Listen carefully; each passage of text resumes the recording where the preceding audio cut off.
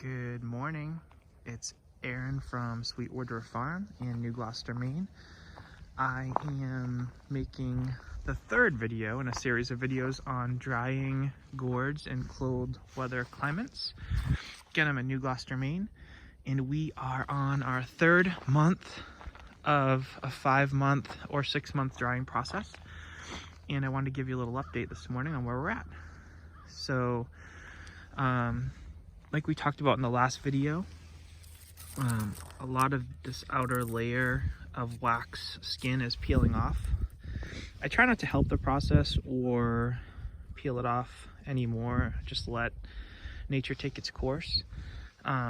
This gourd we talked about last time, it's significantly lighter now. It's a pretty good sized gourd, so it'll probably need the full 5 or 6 months to dry. But they are starting to dry. I have a few that are really far along.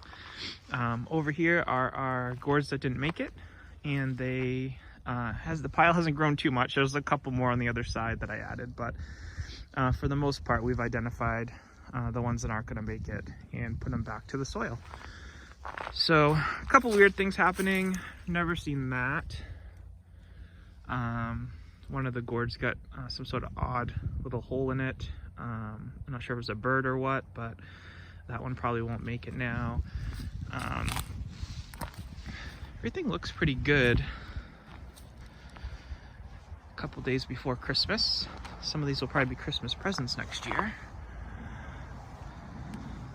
I wanted to show you one thing.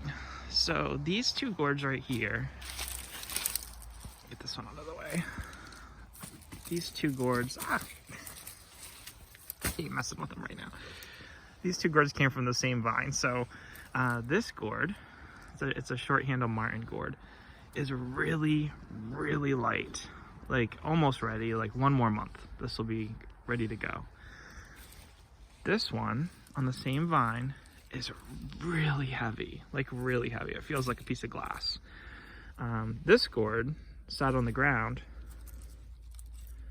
and this gourd was hanging. So I think the air circulation around the skin of the gourd helps them dry as well. I had taken down some of these bean poles to harvest, and I had taken the hanging gourd off of that and set it over here. So another thing to take a look at with the cracking piece of it, I talked about in the last video.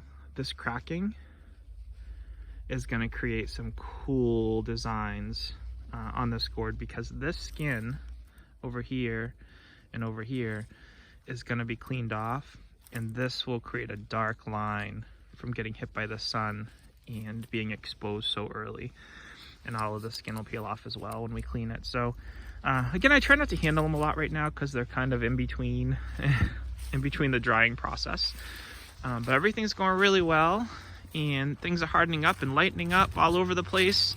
A lot of these gourds are just getting lighter, and I should be able to come out here in probably about 4 weeks and start picking these little ones. I love these little ones. They're so fun to do stuff with.